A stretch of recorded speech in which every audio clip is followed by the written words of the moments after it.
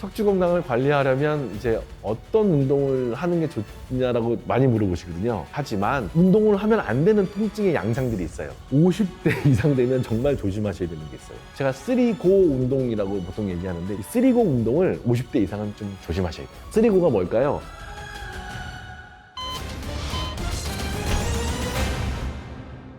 안녕하세요. 건강의 신 구독자 여러분, 척추신경외과 전문의 및 생활습관의학 전문의 두 가지 전문의를 보유한 이동엽 원장입니다. 반갑습니다.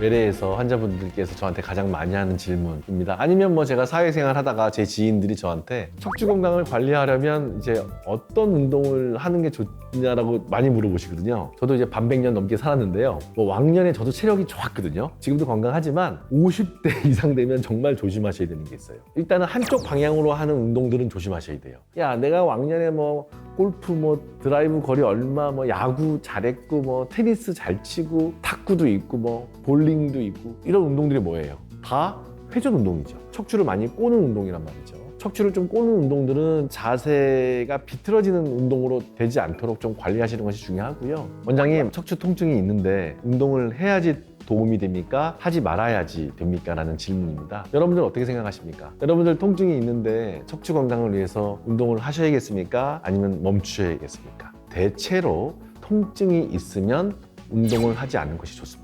척추 질환의 병이 생기면 대개는 통증이라는 알람이 딱 켜지거든요. 그런데 그 알람을 무시하고 계속 운동하게 되면 그 운동이라는 것이 양날의 검과 같아서 도움이 되면 정말 다행인데 통증이 있음에도 불구하고 무시하고 계속 운동을 하게 되면 도구로 작용해서 돌이킬 수 없는 지경까지 만드는 경우를 많이 봐왔습니다. 운동을 하면 안 되는 통증의 양상들이 있어요. 1번, 척추 질환이 있는 환자들인데 그 증상이 너무 악화되는 경우, 디스크 질환이라든지 또는 협착증 증상이 악화되는데도 운동을 하는 건 안 좋다는 거죠. 두 번째는 허리에서부터 엉덩이, 다리 쪽으로 계속 방사통이 생겨요. 방사통이 생기는 경우는 좀 운동을 멈추셔야 됩니다. 세 번째는 다리나 발에 힘이 빠지는 거죠. 발가락 드는 거라든지 발목이 들어지지 않는데 막 걷는 경우 있어요. 그러면 더 망가지거든요. 걸을 때 발목이 이렇게 들잖아요. 근데 여긴 들리는데 여기 안 들려. 그럼 다리가 끌리게 되죠. 끌리는데 그거를 운동해서 억지로 하면 더 망가지는 거죠. 중요한 것 중에 하나가 열이 나는 통증이 있어요. 전신에 막 무력감도 들고 몸살처럼 막 생기는 통증. 이런 통증의 양상들이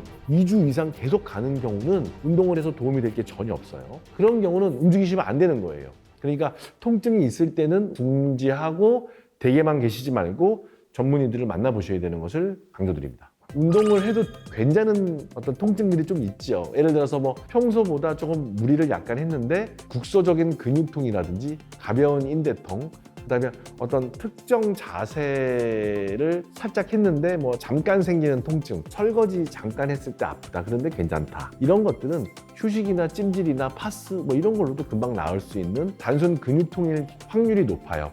이럴 때는 오히려 가벼운 스트레칭이라든지 워킹이라든지 산책 이 정도로 좀 가볍게 하는 운동은 반드시 도움이 됩니다. 50대 이상 되면 정말 조심하셔야 되는 게 있어요. 인생 후반전에 들어오신 분들 있죠. 여러분들 특히 중년 남성들, 여성들 제가 3고 운동이라고 보통 얘기하는데 이제 3고가 뭘까요? 고중량, 고강도, 고충격. 이 3고 운동을 50대 이상은 좀 조심하셔야 돼요. 50대 이상 그 중년들한테 운동을 권하는 가이드가 있는데 늘 강조하거든요. 골고루 운동하셔라 해요. 4가지로. 1번 유산소, 2번 근력, 3번 밸런스, 4번 지구력이에요. 유산소를 먼저 보면 일단은 목표가 10년간 건강을 위해서 체지방을 감소시키고 강도는 최대 심박수의 50에서 70% 하고 빈도는 뭐 주 3, 4회, 4, 5회 하라. 빠른 걷기, 수영, 자전거 이런 거예요.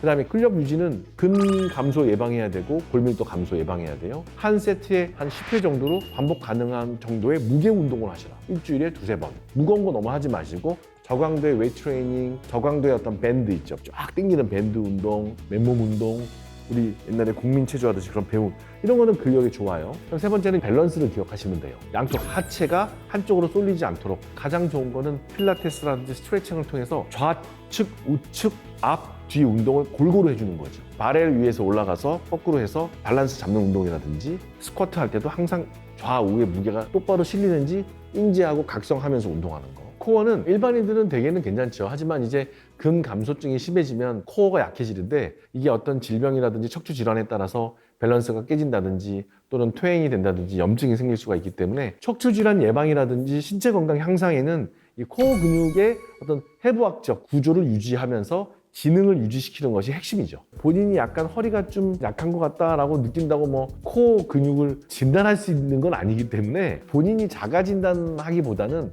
어떤 객관적인 평가를 통해서 우리가 코어 근육 기능을 진단하고 평가하는 거죠. 뭐 어르신들이면 이렇게 후만증이 생기면서 시상면 불균형이라고 앞으로 이렇게 꼬부라져서 왜 시골 가면 완전히 이렇게 확 꺾여 있는 할머니들 같은 경우에 코어 근육이 거의 없어요. 그러면서 이미 척추를 받치고 있는 근육들이 지방으로 변성이 되고 MRI나 이런 정밀 검사를 해보면 그 근육들이 다 하얗게 얇아져 있고 삐뚤어져 있고 좌우 밸런스가 깨져 있고 디스크 질환, 전방전이, 협착증, 디스크 질환은 당연히 따라오는 거고요. 근감소가 오고 코어가 약한 분들이 척추 질환은 많다.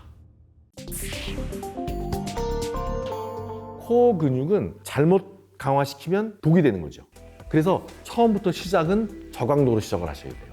점점 올리셔야 되지 확 밟아버리면 망가집니다. 보통 코어 운동을 하기 위해서 이제 저한테 질문 많이 하시는 운동 중에 대표적인 게 이제 두 가지인데 첫 번째는 러닝머신, 트레드밀에서 뛰는 거랑 두 번째는 윗몸 일으키기거든요. 트레드밀은 러닝머신이라고 알려져 있는 거죠. 자동으로 오는 게 있고 무동력으로 뛰어야지 오는 게 있죠. 트레드밀은 좋은 면은 너무 많아요. 심장 혈관 개선에도 좋고 뭐 체중 관리도 좋고 체력, 지구력 향상도 되고 편리한데 이제 잘 해야 돼요. 트레드밀은 땅이 오는 거예요. 내가 거기에 잘 맞춰서 운동을 적절하게 어떤 가이드라인을 받아서 하는 거지 그 속도나 패턴이 나의 몸과 맞지 않는다든지 그 체중 지지력과 어떤 추진력과의 어떤 불균형이 나의 관절에 잘못 전달되는 압력으로 갈 수가 있는 거죠. 그래서 척추나 관절에 반복적인 충격으로 갈 수가 있기 때문에 만성적으로 좋지 않다는 논문이 있고요. 특히 이제 손잡이를 잡고 걸으면 좀 자연스럽지만 손잡이를 대개는 떼고 막 열심히 뛰거든요.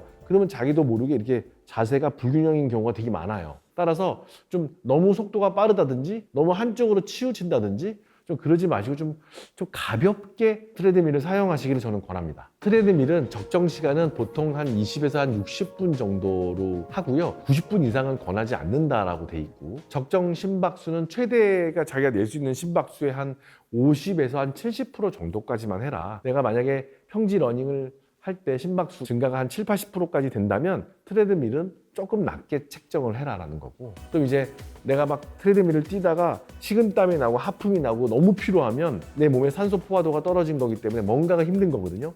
그때는 조금 멈춘다든지 속도를 늦추셔라. 약간 경사들을 좀 높게 하는 게 좋은 게 평지보다는 경사들을 한 3 내지 5% 증가시키면 무릎이라든지 척추의 부담이 훨씬 줄게 되죠. 윗몸 일으키기는 옛날에 체력장 많이 했죠. 그죠? 그런 식의 옛날 스타일의 허리에 부담을 주는 윗몸 일으키기는 많이 지양되고 있습니다. 척추의 부적절한 압력을 증가시키고 복직근만 강화해서 주변 그 코어 근육 있잖아요. 예를 들어 복횡근이나 내사복근 이런 것들과는 이제 불균형을 이루게 되고 목에도 안 좋아요. 머리를 이렇게 너무 숙여서 하게 되거든요. 그래서 목 뒤쪽 근육이나 등 근육에도 안 좋다고 되어 있습니다. 그래서 미국의 육사 체력 테스트에서 윗몸 일으키기도 좀 제외가 됐다. 척추나 골반의 불균형과 안정성을 저하시키기 때문에 너무 과도하게 빨리 하려고 하는 머리를 바짝바짝 드는 그래서 허리에 부담되는 윗몸 일으키기는 지양하셔야 됩니다. 분명하게 정리를 해드리겠습니다. 허리가 통증이 있다면 가급적 운동하지 마셔라는 거고요. 허리 통증이 있을 때는 그러면 운동을 안 하고 뭘 하셔야 돼요? 내가 척추 질환이 있고 통증이 조금 있다. 그러면 운동보다는 자세. 여러분들 운동과 자세 잡는 건 다릅니다. 그래서 제가 코어 근육에 좋은 자세를 설명드릴게요. 앉아있든 서있든 누워있든 상관없습니다. 일단 앉아서 제가 있으니까 가슴은 펴 있고요. 배는 집었는데 배꼽을 뒤로 보내고 항문을 조입니다. 이것이 KKL 운동인데 하버드 대학교의 아놀드 KKL 산부인과 의사가 출산 후에 골반 기저 근육이나 인대가 완화되면서 예를 들어 밑이 빠지고 질 탈출이라든지 또는 자궁 탈출을 예방하기 위한 운동으로 시작됐거든요. KKL 운동을 강조드리는 거예요. 그래서 코어 근육의 불균형으로 오는 근육통이라든지 변형은 주변 코어의 밸런스만 딱 잡아줘도 훨씬 좋아지는데 영어로는 뉴트럴, 한쪽으로 기울어지지 않도록 코어가 앞뒤 좌우로 이 운동을 하게 되면 뉴트럴이 딱 돼요. 그래서 척추가 정상적인 모양으로 많이 가요. 정상적인 C자 모양, 활 모양으로 많이 가거든요. 특히 일자 허리, 평평등 증후군 환자라든지 앞으로 이렇게 많이 꺾여 있는 분들이 이런 자세를 많이 취하시면 코어 근육의 밸런스가 서로 자동으로 맞춰지면서 아주 좋은 통증 개선의 효과를 얻을 수가 있어요. 그래서 통증이 있다면 케겔 운동을 하셔라 라고 저는 늘 얘기합니다. 약간 시선은 가슴을 쭉 펴시고 15도 정도 상방을 보시면서 팔을 약간 이렇게 올리면서 자연스럽게 내립니다. 배를 너무 내밀지 마시고요. 배는 집어넣고 가슴은 펴고 배는 집어넣고 배꼽을 뒤로 보내는 느낌을 주면서 항문을 조이는 느낌. 정확히 말하면 남성의 고안부랑 항문 사이에 회음부 바닥에 있는 근육을 수축을 시키는 거였어요. 항문 앞쪽과 고안 뒤쪽에 있는 회음부 바닥에 수축을 시키면서 반복적으로 10회 천천히 운동하고 쉬십니다. 릴렉스 하시고 다시 또 15도 상방 보면서 손을 올렸다가 내리면서 배꼽과 항문이 만나는 느낌으로 배 집어넣고 항문 조이고 10번 하고 좀 쉬고 다시 또 10번 하고 쉬고 이런 식으로 한 세트에 한 10번씩 그래서 하루에 한 서너 번 정도만 코어의 밸런스를 잡잖아요. 그러면 통증 감소가 굉장히 완화됩니다. 앉아서 서서 누워서 수시로 하시면 남성도 좋아지고 척추 건강도 좋아지고 자세도 올바르게 멋있게 보이고 여성들은 특히 질방귀나 질탈출 회음부 감각 이상 굉장히 많이 좋아집니다.